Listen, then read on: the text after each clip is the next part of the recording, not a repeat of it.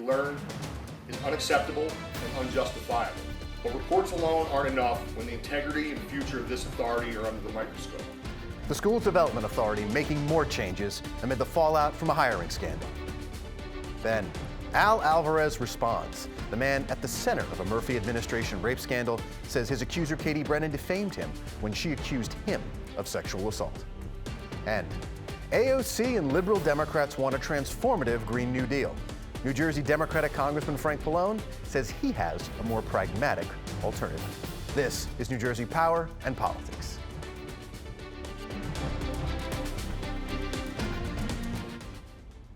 Hello and welcome to New Jersey Power and Politics. I'm Alex Sedan. Last weekend, 31 people were killed in two mass shootings in El Paso, Texas and Dayton, Ohio that happened just hours apart. The massacres shocked the nation and lawmakers, including Democrats who are urging President Trump to support universal background check legislation. Starting off on our show, we have Micah Rasmussen, the director of the Rebovich Institute for New Jersey Politics at Rider University. We want to start with this national story, Micah, because it's so enormous. Also, the rhetoric coming from both sides.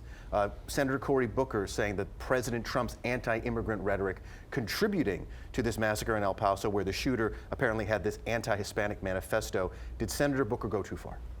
I think he is getting a lot of credit for the way that he and other candidates like Vice President Biden are talking about the essential elements of these shootings, right? You've got ready access to assault weapons. You've got this hate rhetoric that's being tolerated or fueled or whatever you want to say from certain elements within our maybe our political system and certain leaders. And so I think they're both getting a lot of credit for the way that they're talking frankly about it. I think what's different in the rhetoric right now is that you're starting to see President Trump, Senate Majority Leader McConnell, they are talking about background checks for the first time. Up until this point, very recently, they've resisted, they've said no, and so you're starting to see a real change here. But aren't there kind of two tracks here? There's the policy track, we could be looking at background checks, mental health, but really, I mean, President Trump's rhetoric talking about invasions and infestations, there is some parallel, not saying that it influenced this guy, there is some parallel in that El Paso shooter's manifesto. Should he be taking note of that, the president? I think he does want to be more careful, want to be more careful about the way he's talking. And this doesn't mean that a rational person hears what he's saying and sees it as a call to action. It means that an irrational person there was just a lawyer this week who said that somebody thought that they were acting on orders from President Trump. Right, this was the guy who shot the mafia kingpin out in Staten Island. Exactly. That could just be a desperate defense. Of course it can. But you really want to be careful about how you're fueling this stuff, how you could be fueling this stuff. So back home in Trenton, the Schools Development Authority is trying to reassure people 2 weeks after they fired 30 employees, there was a hiring scandal.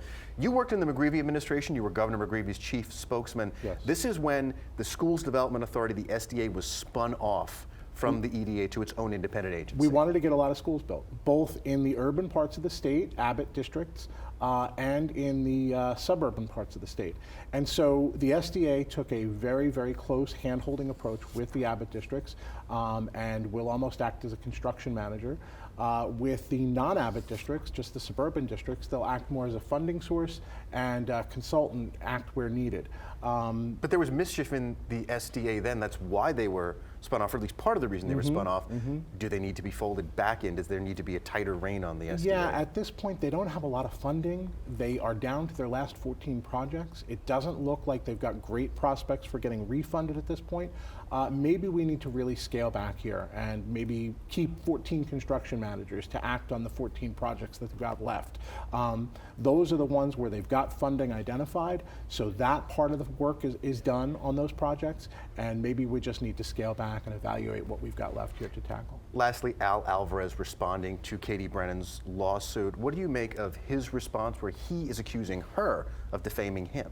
It's a real he said, she said at this point, and they're both stuck in this situation where neither side is going to have much that's provable one way or the other. That's where we are. And so I think a judge is going to have a very hard time stripping it down and deciding what's fact and what's not. I think a lot of it's going to get thrown out ultimately. But really for the Murphy administration and what happened during the transition of his rise to power was that they thought they didn't have enough information to act on, right? They looked at what the Hudson County prosecutor said and did not press charges, and they decided that ultimately there wasn't enough to hold against Alvarez. Problem is, sometimes someone is so controversial, regardless of legal charges, that you're not doing anybody any favors by hiring them. Sometimes you just have to leave that alone, and I think that was the case here. And yet Alvarez remained at the SDA for months. Micah Rasmussen from the Rebovich Institute for New Jersey Politics at Rider University, thanks very much. Thank you. State officials in New Jersey and New York are pinning their hopes on the $30 billion Gateway project to help improve railway transportation into and out of Manhattan. The project would build new tunnels underneath the Hudson River, replace the Portal Bridge in the Meadowlands, and repair the existing North River tunnels between Weehawken and Penn Station. But federal funding has been elusive and the project has been repeatedly delayed. My next guest wonders if there isn't a better alternative to all of this. David Peter Allen joins us from the Metuchen train station. When he's not riding the rails as an advocate for the Lackawanna Coalition, of which he is chair, he's a contributing editor to Railway Age, where he just finished a 6-part series on Gateway. David, welcome to the show. Thank you very much, Alex, and I want to let you know that the series will continue. I've already filed Part 7 with my editor. Part 7 upcoming. Tell me first, just really quick to get it out of the way, about your work with Lackawanna. You are an advocate, so what are you an advocate for when you work with the Lackawanna Coalition as their chair? The Lackawanna Coalition was founded 40 years ago, as was New Jersey Transit, originally to improve the transit experience for riders on the Morrison, Essex, Montclair, and Gladstone lines. Since that time, we have expanded our purview to include all connecting transportation and that includes really all of New Jersey Transit in North and Central Jersey and on into New York City. We are concerned about PATH and the New York City subways too, because many of our riders commute into the city. So David, you talk in your series about what you're calling the transportation industrial complex. Can you explain what the transportation industrial complex is, and is it pushing some momentum behind Gateway? The transportation industrial complex is pushing most of the momentum behind Gateway, in my opinion. We are talking about huge consulting firms like WSP, used to be known as Parsons Brinckerhoff. Their founder, William Barclay Parsons, built the IRT in 1904. We're talking about that kind of lineage and that kind of power within the civil engineering profession. We are talking about a cartel of corporations that have tremendous power and often offer well-paying jobs to retiring transit executives. This is a revolving door. These corporations decide what happens with our transit, and they have no restraints on spending money for the kinds of gold-plated or platinum-plated projects they want, no matter how much or how little money we might have to pay for them. I was struck, David, reading your series that you talk about how the Gateway project, over 10 years, 58 to 62% of all federal New Start transportation grants nationwide would be eaten up by this thing. So is Gateway too much and not enough at the same time? Well, I do not see how it's possible that they could ever raise the money from the pot available for the country that Gateway wants. We're talking about 60% to 2/3 of everywhere. The competing cities are places like Seattle, Los Angeles, San Francisco, Chicago, New Orleans, Denver. They want their transit too. And it's not just the Trump administration. That's a red herring. The Federal Transit Administration has rules. They have a certain amount of money. They need local participation with local money that is not forthcoming under current plans, and I don't see where they'll get the money. And lastly, even if David, the Democrats, just to get political for a second. Tell me the alternative to this. Is there a way to do it better, the alternative, there most certainly is. The first thing we have to do is fix the existing tunnels. They're doing something similar on the Canarsie tunnels on the 14th Street line of the New York subways. They're rehabilitating the tunnels inexpensively. without major service disruptions. That's in progress. It's doing well because Governor Cuomo called in engineers from Columbia and Cornell who are not part of the transportation industrial complex. They avoided a 15-month absolute service So it was those disruption. independent eyes that you're believe, saying that and my really colleagues were vital to coming in on all this. David Peterell, unfortunately, that's all the time we have from Railway Age. Thank you very much for being with us. And as for Absolutely. you, stay with us. There's a lot coming up today. Congressman Frank Pallone is standing by to talk about his alternative to the Green New Deal. This is New Jersey Power and Politics.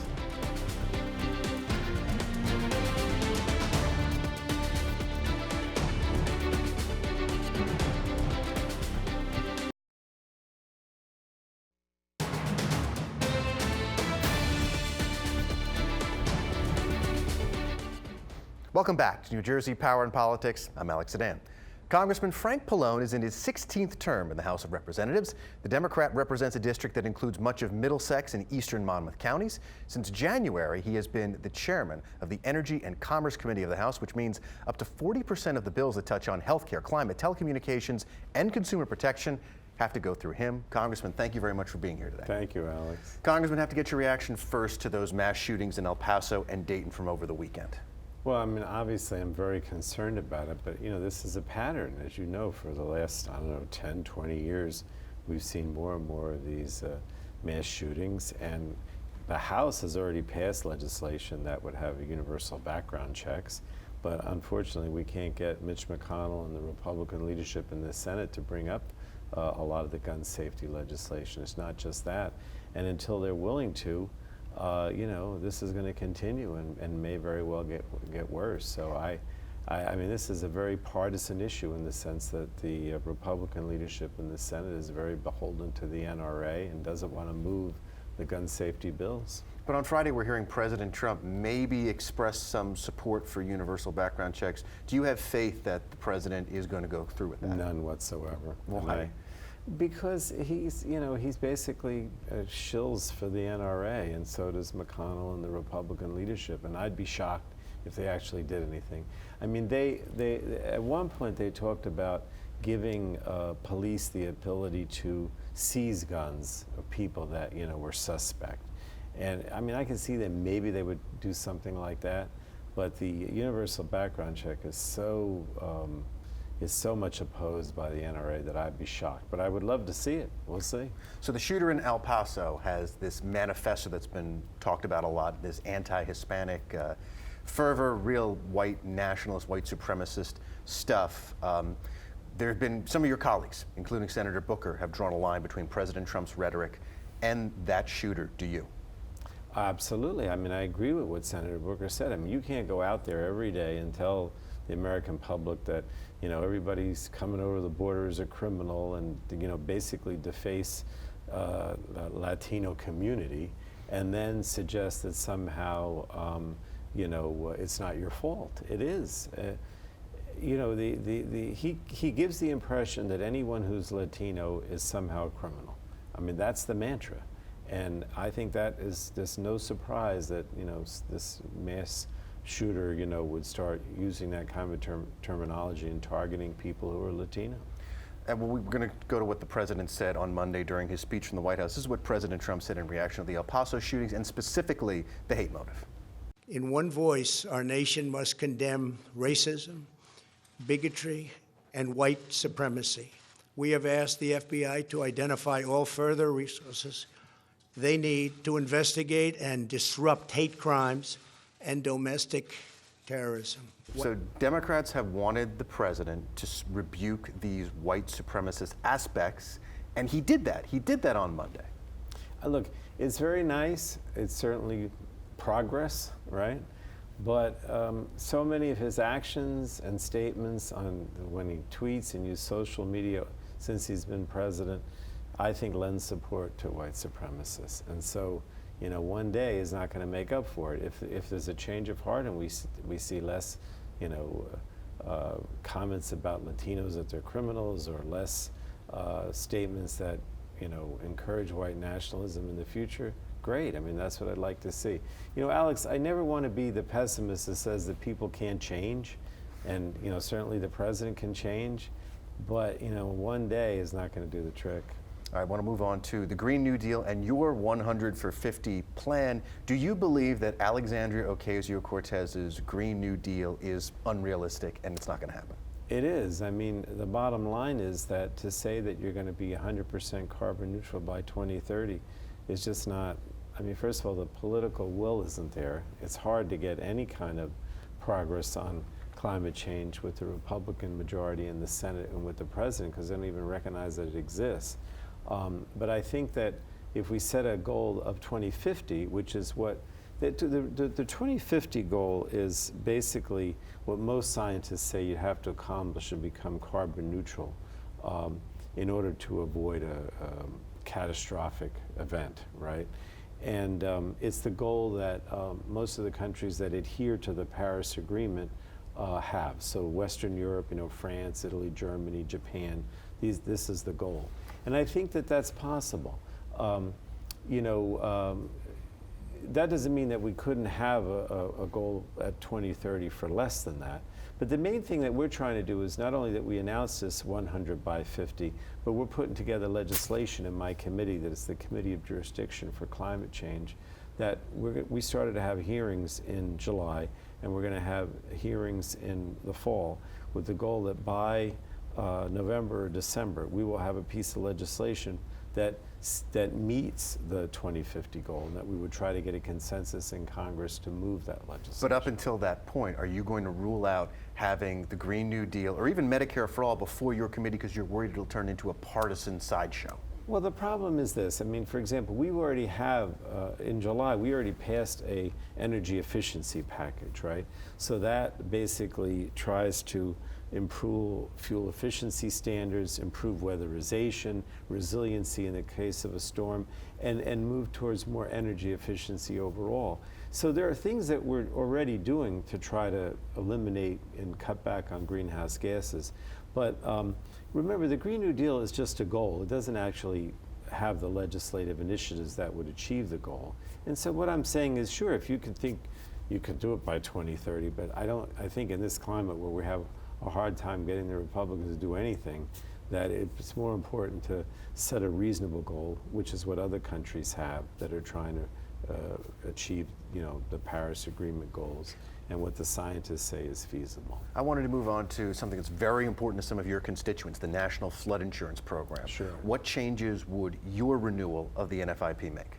Well, in the aftermath of Sandy, Alex, we had all kinds of problems with the National Flood Insurance Program. Like, you had engineers that were filing false reports.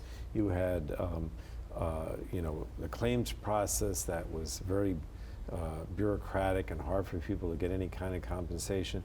So basically, my legislation and what we're trying to get passed in the House and the Senate would, streamline this claims process. So you don't, if there's an insurance company or engineer that are committing fraud, you just fire them, right? And then you go after them. You extend the statute of limitations to go after them. But it's also having a cap on the amount of that the insurance premium can go up. Right now it's like 25%. We want to reduce it to less than 10.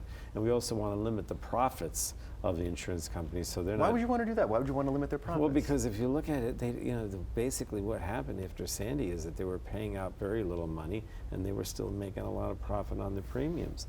But in addition to that, we want to have better maps, because a lot of the maps that were used were not accurate, and we want to have mitigation so that the program can be used to give grants to homeowners and businesses to make their property more resilient and so less likely to be damaged in a future storm. Basically took the lessons, Alex, of what happened in Sandy and try to implement them as the law, to change the law and reform the law. All right, learning the lessons of Hurricane Sandy. Exactly. Very important for your district, Congressman. Congressman Frank Pallone, thanks very much for being with us.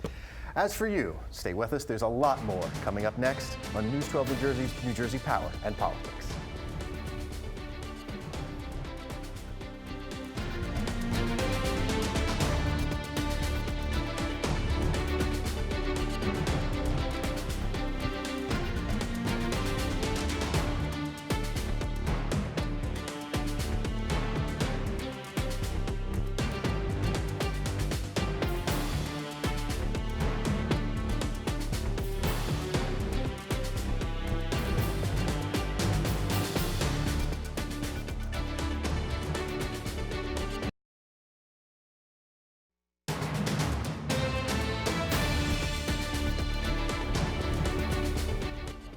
Welcome back to New Jersey Power and Politics. I'm Alex Sedan. Now, the mayor of Barnegat facing criticism after calling a new state requirement to teach LGBTQ history in middle and high schools an affront to Almighty God. Mayor Alfonso Cerulli spoke out at Tuesday's Township Committee meeting. He says he wants public input into the new curriculum, which is still being drafted. And he also wants residents to pressure their state legislators to rescind the law. This is a sensitive issue, and you can mold kids and you can also screw them up because kids go through identity crisis at different ages. It's not about my beliefs, it's getting the issue out. Cerulli is a former assistant principal. In a reaction to the mayor's statement, Barnegat Police Chief Keith Germain said his department is, quote, committed to core values which include fairness, empathy, and respect. The mayor called the chief's remarks out of line. Well, local advocates of stronger gun laws were demonstrating in Washington on Saturday, this following the first of 2 mass shootings this past weekend. Members of the national group Moms Demand Action led an impromptu march between the White House and the Capitol building. The group was holding an education and strategy conference in D.C. over the weekend. Several of those members of the group were also in Trenton on Monday for the signing of state bills that will require hospitals to provide counseling to victims of gun violence. Well, that'll do it for this week. I'm Alex Sedan. Thanks for watching New Jersey Power and Politics, and we'll see you next time.